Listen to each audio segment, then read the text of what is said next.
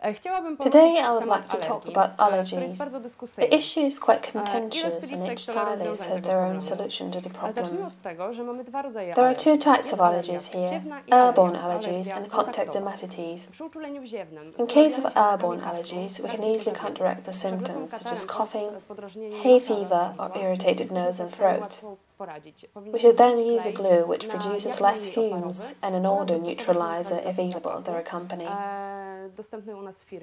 We can just spray it onto a cosmetic pad or a cork and place it close to the glue so that it can reduce the fumes. Quite often stylists themselves get allergic to glue fumes. In this case, apart from changing the glue and using a neutralizer, we should also wear a good mask. Contact dermatitis is a more complicated problem. We all had at least once a client who had an allergic reaction.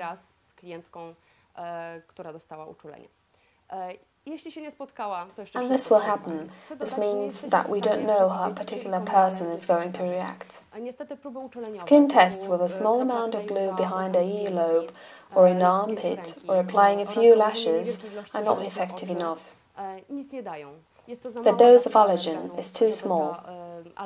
Again, the allergen is not contained in fake lashes or in the glue, but in the glue fumes. Contact dermatitis usually manifests itself within 24 hours after the application. In extreme cases, it may lead to heavy swelling of eyelids. How to deal with it? First of all, the client should immediately call us and we'll try to provide her with assistance on the phone. If the eyes are swollen, we advise our clients to use the over-the-counter antihistamines such as calcium or Zyrtec. In addition, we may apply ointments with cortisone. If our client informs us that an allergic reaction such as red and itching eyelids appeared last time, we should change to a hypoallergenic glue. For this purpose, I use a glue called Blue, which has very good adhesive properties and is very resistant.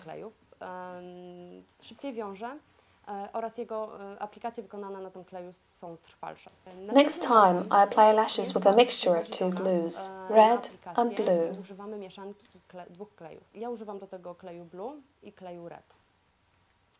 I mix them in the following proportion: 2/3 of a hypoallergenic glue and 1/3 of a strong glue.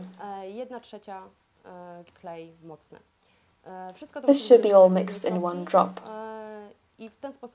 Such an application shouldn't produce an allergic reaction. The whole treatment process usually lasts longer than 1 or 2 applications.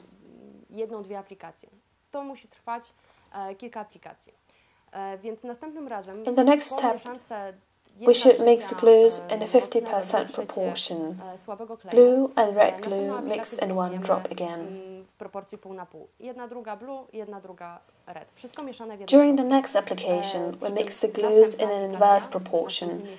1/3 of hypoallergenic glue and 2/3 of a strong glue.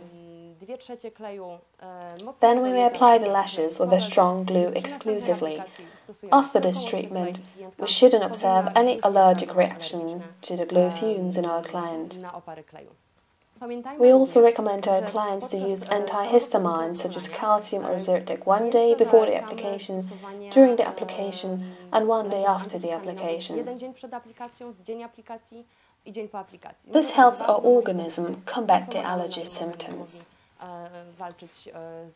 If an allergic reaction occurs during the treatment, we should go back to the respective previous step. For instance, 2/3 of hypoallergenic glue and 1/3 of a strong one, or a 50% proportion, and we should repeat the appropriate stage of the treatment.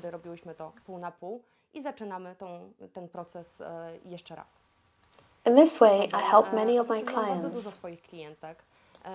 Nevertheless, I hope that it won't be necessary for you to experiment with glues due to a device called nanomixer, which dries the glue immediately after the application, which minimizes the risk of an allergic reaction. Also, the glue fumes won't come into contact with your eyes. The glue will be dried immediately following the application. It is important not to confuse airborne allergies and contact dermatitis caused by glue fumes or glues with allergic reactions to cosmetic pads. Many young stylists complain that their clients have itchy eyes immediately after the application. This is usually the cause of cosmetic pads, not glue fumes. In this case, we should have different eye pads at our disposal. Sometimes, when a client has red eyes, it doesn't mean that she is allergic to the glue. It may happen that their eye is not completely closed during the application, and consequently, it will be a little bit red after the whole procedure.